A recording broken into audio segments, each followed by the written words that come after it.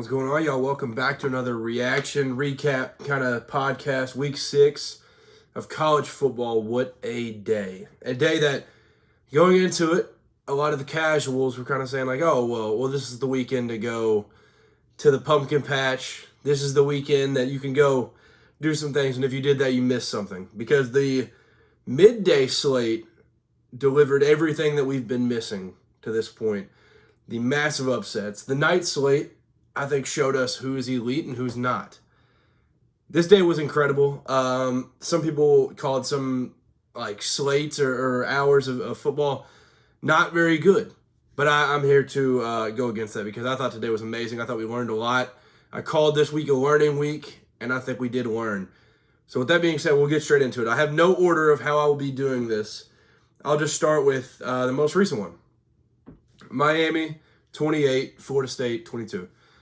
Number 3, Miami, on the road for the first time this year. Carson Beck, Malachi Tony, all these guys, they get a chance to go into a territory where they'll have to deal with the loud crowd while they're on offense for the first time. Ruben Bain, ain't nothing changed with him. The O-line, the D-line in general, dominance for 3 quarters. Florida State had 19 in the fourth. That made this game look a lot different than what it actually was. Miami absolutely dominated this game. Now, late, obviously, the Gus Malzahn offense, they had it rolling. They were converting fourth downs. They had like a 17-play drive, something towards the end. Like, it was unbelievable what they were able to do. But they come up short. And Malachi Tony, it's time to have the conversation. I had him on my freshman list.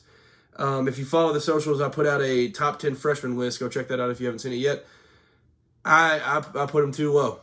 I knew he was really good. I did not know we had this type of guy on our hands.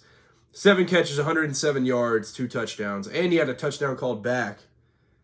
He is unbelievable. Now, I saw somebody on Twitter hinting at him looking like Tyreek Hill. They had said, I forget the page that posted it, but they were like, we all see who this looks like, right? And all the comments were like, yeah, it's Tyreek. And you can actually see it. You can see it in him.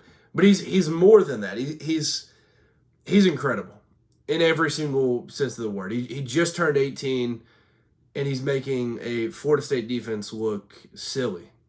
Now, C.J. Daniels had the 2 touchdowns where he did the war chant after, and that got under the Florida State fans' skin.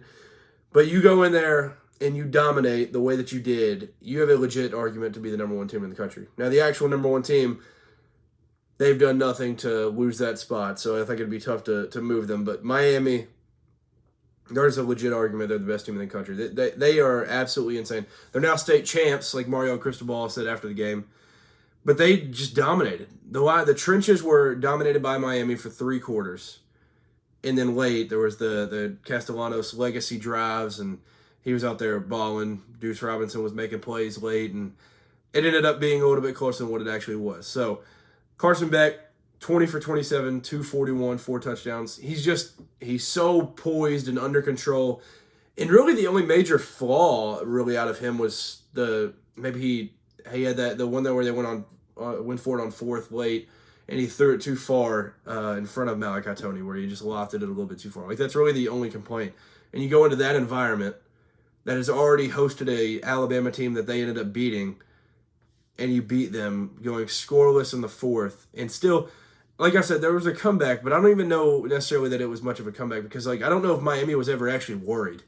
But you could see the passion that Cristobal had off of the first touchdown in the 4th for Florida State, where they scored, and he was absolutely ticked. And it was a crazy play by Castellanos where he throws it back into the field, hits Wayne McCoy for the touchdown, and it's been Miami dominance. That was the story of tonight. And obviously the score won't necessarily show that, but I think this is a team that, I think going into today, they had a 54% chance to win the ACC. I think that's what it was. It's got to be up even higher than that because now they have another bye week, and then they host Louisville before they go on the road leave the state of Florida for the first time this year at SMU, which is a very winnable game as well. Like, they're legit. And they've had this running back room that's kind of been it's becoming a 2-headed monster at this point, but it's a committee running back room. to say the least. Like they have it all. They have it all. And I'm so impressed with this team. They are absolutely amazing. And Miami, what a big win to go on the road, state champs, get that big victory over number 18. Yeah, just an incredible performance for the Hurricanes. I mentioned the other number one team. There's really just one conversation that you have to have. The number one Ohio State Buckeyes. There's two conversations. Are they better than they were last year? And are we going to see a 2 Ohio State player Biletnikoff race? Cardell Tate is unbelievable. 9 catches, 183 yards, 1 touchdown. I think at half he had like 7 for 160 and a touchdown. He is unbelievable. And obviously he has Jeremiah Smith on his team as well. They beat Minnesota 42-3. And they put Lincoln Keenholz in, and I think they were up 21-3 or something. It wasn't even a blowout at that point. But Julian Sand does it again. Mr. Efficiency, he's just doing the same thing. It's rinse and repeat. 23 for 27, 326, and 3 touchdowns for the kid. He's a baller. He is an absolute baller. So they dominate. And kind of, I think there was a little bit of talk of like, man, is Minnesota going to go in there and hang with them a little bit? No. They just did not. And Bo Jackson continues to impress as he seems to be becoming like their number one back over the West Virginia transfer, C.J. Donaldson over James Peoples. All of that, he starts. He's kind of getting above all of them. It's very impressive from Bo Jackson, and he had 63 in a ton today. So he's been awesome. They destroyed Minnesota. It was never close. Oklahoma, they dominate Kent State in the first game without John Mateer. Michael Hawkins, the kid from last year, that started a lot of games last year, he comes out, plays pretty well, and they kind of played well all day. I liked what I saw out of the defense more in this one. The turnovers that they were able to create, and it was just a good feel-good win for Oklahoma. Mississippi State, Texas A&M. This one was much closer than the score suggests as well. 31-9 is the final, but that's with 17 points in the fourth for Texas A&M. Marcel Reed is incredible. He continues to impress every week. There's a reason he's so high on my list for Heisman. It's awesome. Now, there were the different turnovers late in this game that kind of shifted the thing, but that Texas A&M defense is absolutely legit. They are amazing. Prayers for Fluff Bothwell, though. He left. He got carted off the field late. Haven't heard anything else about what he's looking like right now. But Marcel Reed, absolute baller. He runs for 30 and a ton and had passes for 2, both to Casey Concepcion, who's continuing to just ball. And, he ends up with 2 touchdowns with 61 yards. So A&M continues to roll, and it's just a freight train right now. They're balling. So this game was also, I guess, early was a little nerve-wracking, and I'd say until half, but really the second half it just felt like it was A&M dominance, where Mississippi State was not moving the ball over and over again, and A&M was just doing whatever they wish, where they were get down, and also shout out to Mississippi State for being able to stop them in the red zone early in this game, where I think that was because they hadn't been stopped all year in the red zone. That's when they start to kind of panic a little bit. But it felt like it was 7-3 forever. It was only a quarter, but it feels like it was forever. But final 31-9, and A&M just continues to roll. Florida beats Texas, number 9 Texas. Jaden Ball starts off the game amazing. He finishes with 107 yards and a touchdown, but he was the story of the first drive. They go straight down the field and rush with him, and congrats to him. He gets over 1,000 in his career. It was on that drive. He scores a touchdown. But DJ Lagway, 21 for 28, 298, 2 touchdowns. But the real story for Florida is Dallas Wilson, the freshman. Vernell Brown has already been amazing this year. But Dallas Wilson, welcome to college football. 6 catches, 111 yards, 2 touchdowns. Kid is special. They got something in him. And on the other side of things, Texas had no idea who Matthew Caldwell was before this game, but there's a chance that we might get to know him. Arch Manning throws 2 touchdowns, but also 2 picks. The one deep touchdown was a very, very good pass. Other than that, not good football. Not good football being played. Matthew Caldwell came in whenever Arch got his helmet knocked off late. That was a great pass, and there's a chance we may end up getting to know him. I don't know. I don't know if it's going to get that bad, but Sark, I apologize for ever questioning you on why you would not play Arch Manning over Quinn Ewers. Hand up. But other than that, Ryan Wingo, he looked good. The sophomore, this is kind of the Wingo that I feel like they wanted. Trey Wisner comes back, and he played well first game back. He ends up with a receiving touchdown and a rushing touchdown. He, getting back in the swing of things. But, going on the road, that Florida crowd was loud, very loud all night. So, impressive one there. Texas Tech goes on the road to Houston. This was one of those sneaky games where it was, Houston might be able to do something. Both undefeated. Willie Fritz has his guys balling right now, and, we'll see if they can upset them. No. Yeah, it's 35-11, doesn't even tell the story. What was the... Let me see what the total yards ended up being when this was all done. 552 to 267. And it was a lot worse than that for a while. Texas Tech dominated. Absolutely dominated. Baron Morton played great. Jacoby Williams was phenomenal. Cameron Dickey was phenomenal. And, the only touchdown that Houston had was the huge play when Zion Chris came in. I believe that's how you pronounce it. He came in. Didn't know who he was. I think he ran the first play, passed the second play, and that play just broke for 60-something yards. It was crazy. So that was really the only. It was a fluke play too. It was a broken tackle, and just a long run. So this Texas Tech defense, you know what? Money can't buy happiness, but it can buy one heck of a roster. And this team is the best team in the Big 12 by far, in my opinion. I know TCU won tonight. We'll talk about them in a little bit, but Texas Tech. Very, very good. They're special. And it's both sides of the ball. They have first round prospects on both sides. They have edge rushers, they have offensive linemen, and they're special. Texas Tech is one incredible team. Alabama beats Vanderbilt 30-14. That doesn't tell the story of the game, but it was Alabama, I think, felt a little comfortable. Especially once they kicked the field goal to get to 23. But I think they kind of were you know what? I think there was always a little hesitancy just because it's Diego Pavia on the other sideline if you're an Alabama fan. But for me watching at home as an unbiased fan watching this, I was like, Alabama's got this. I know it was just Vandy. All the plays were fluke plays, it felt like. They were all just massive chunk plays. Yeah, if you look at the rushing, Diego Pavia, 36 yards of his 58 were in one play. Cedric Alexander, he had 76 total yards. He had 65 in one play.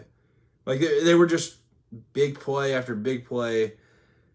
It was just one of those games. And Alabama, that defense looks special. The Cedric Alexander early touchdown, that one was obviously crazy. Outside of that, Vandy didn't have a whole lot of anything, and they balled out. Ty Simpson continues to play like a Heisman contender. 23 for 31, 340, and 2 touchdowns for him. But Jam Miller, the Jam Miller Alabama team is different. 22 carries, 136 yards, 1 touchdown.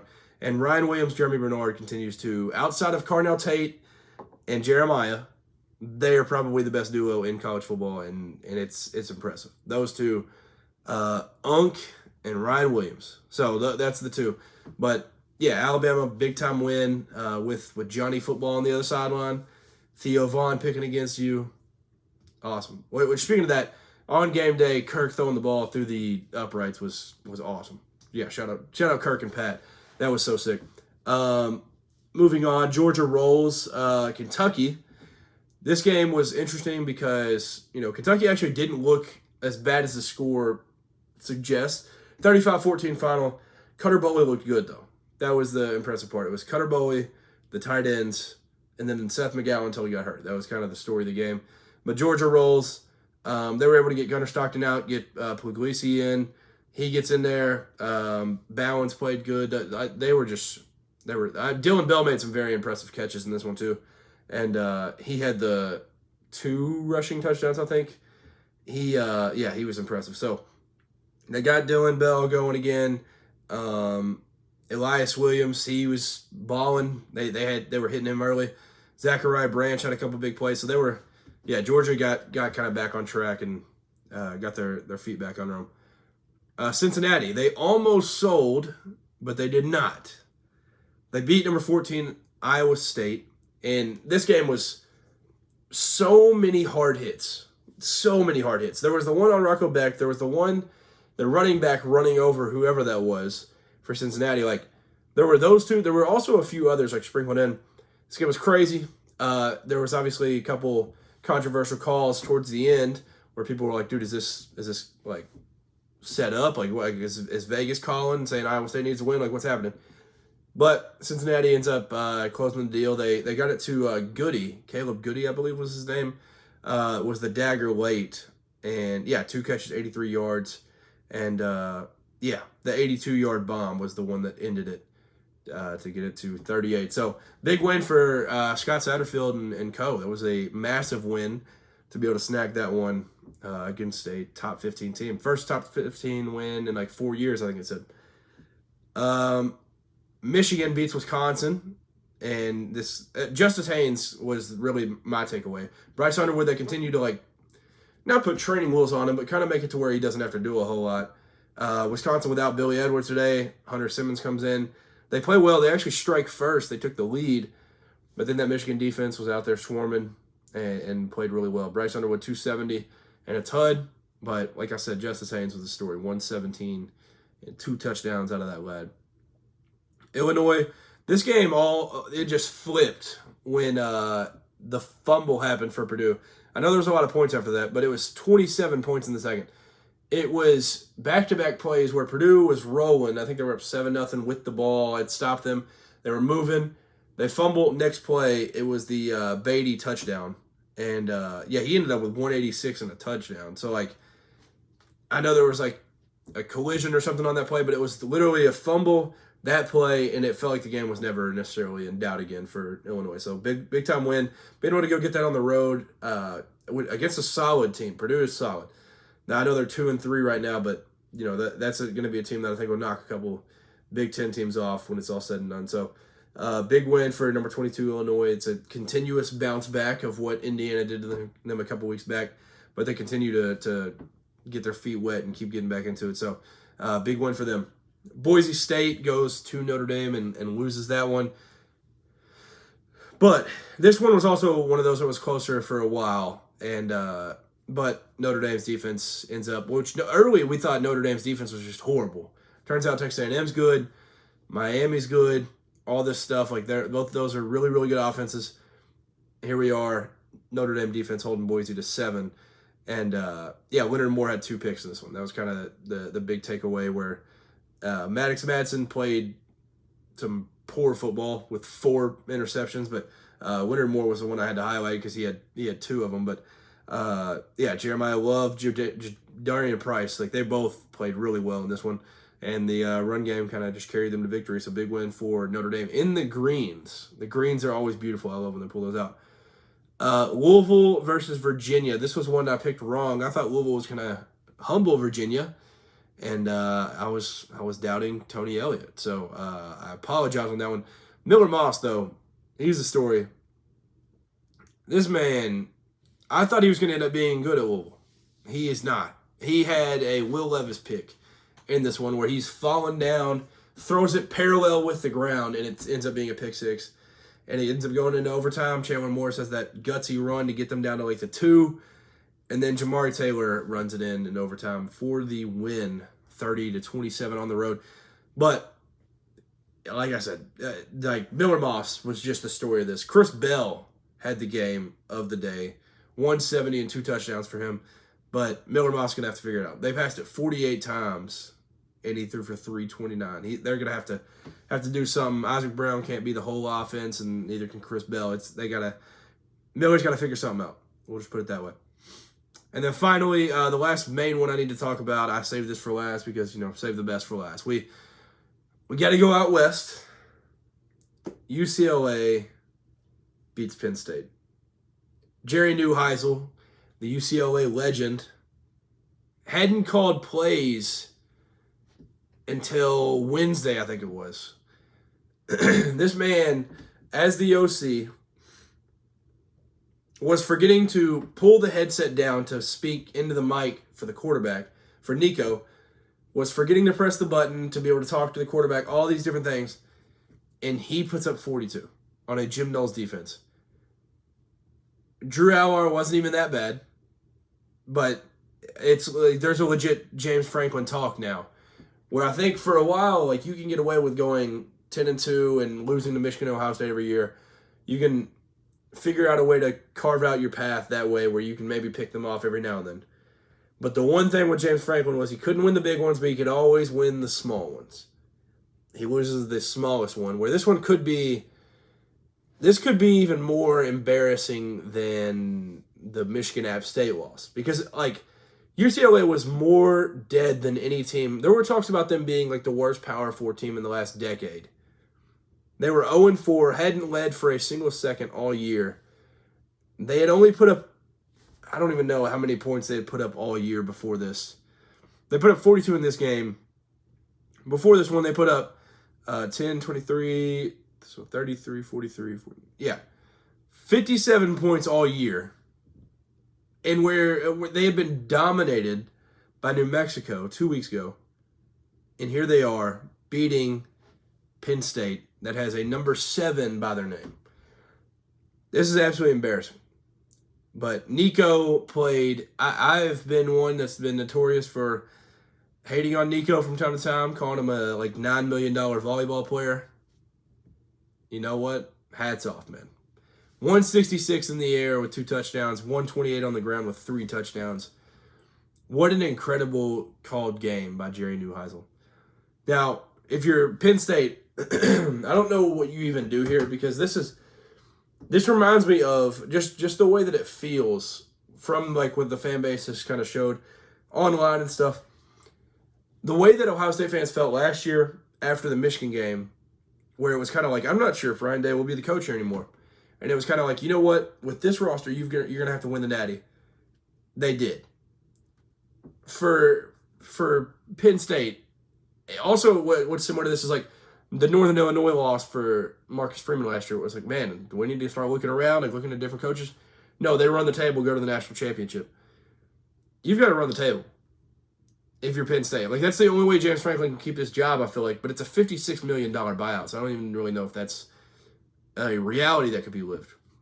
But they have at Iowa, at Ohio State, and Indiana at home in a 3-game span. They have to win all of those and go undefeated the rest of the year.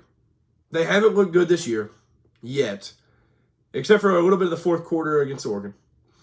But here we are. They're just not good. 42 points is crazy. I know they don't have Abdul Carter, but you cannot give up 42 with who you have, with A.J. Harris, with Denida Sutton. 42 is unbelievable. That's so many points. And like I said, it's not Drew Allar's fault. It's not Kaytron Allen's fault. It's not Nick Singleton's fault. It's the coaching. It's the defense. If you put up 37, you should be able to win a game like that. They battled at the end, but even the play calling was suspect late, where they're throwing swings at the worst times. Horrible, horrible loss. And that's about the only way you can put it. You can't really say much else. It's embarrassing. Like I said, it might be worse than the App State loss. That was unbelievable. I do need to highlight, before I get out of here, let me get his name. Mason, I think it's Heinschel. I think that's how you say it. I apologize if it's not that, but I'm pretty sure that's how they pronounce it on the broadcast.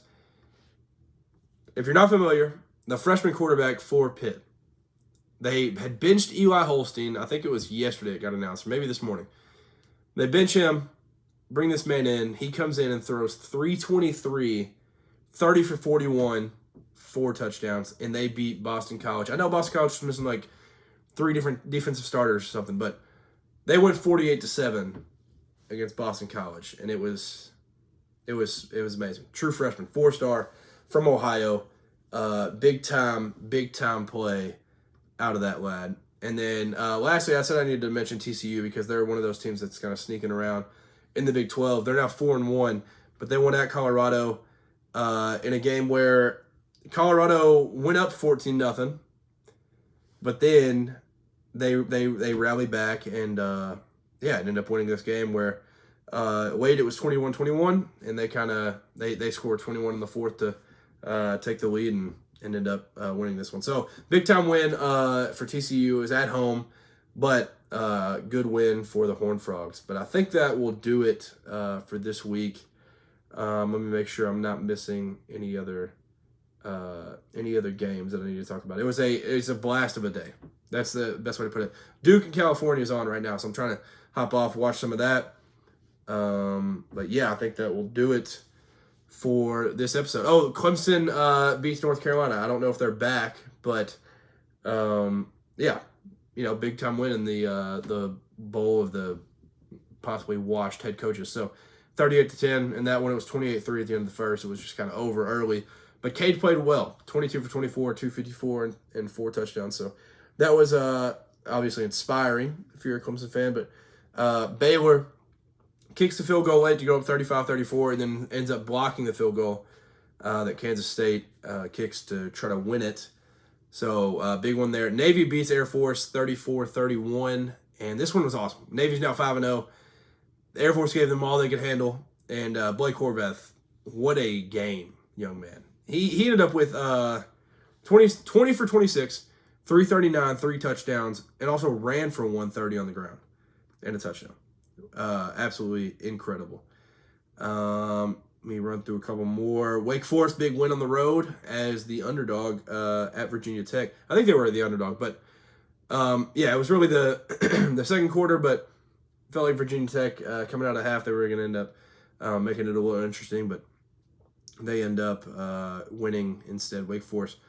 Washington goes a few time zones over and ends up winning in a game where they trailed, I think they were down 20-0 with about 3 minutes left in the third, and end up scoring 21 in the fourth to win 24-20 over Maryland to give Maryland their first loss of the year. SMU beats Syracuse 31-18. The snow game. I did get to watch a little bit of this. This one was fun. UNLV still undefeated. They go to Wyoming and get the snow while the rest of the country's dealing with the heat. And they get a win 31-17.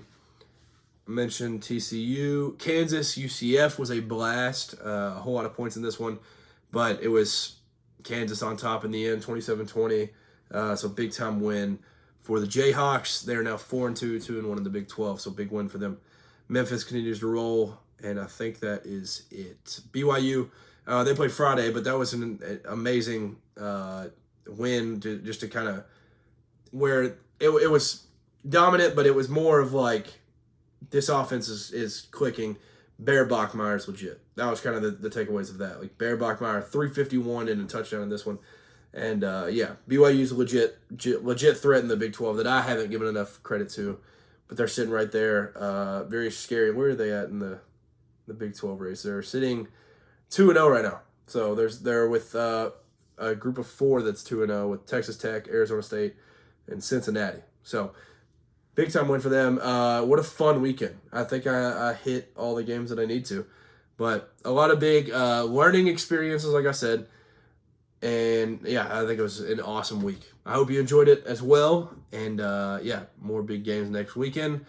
I'll be back in the middle of the week to talk about that. And if you have any thoughts on this week, make sure to comment that below. And I'll probably kind of recap a little bit more from this week as we look towards next week. But thank you for tuning in. Have a great Sunday if you're watching this on Sunday. Have a great week if you're watching it Monday or even later. Peace.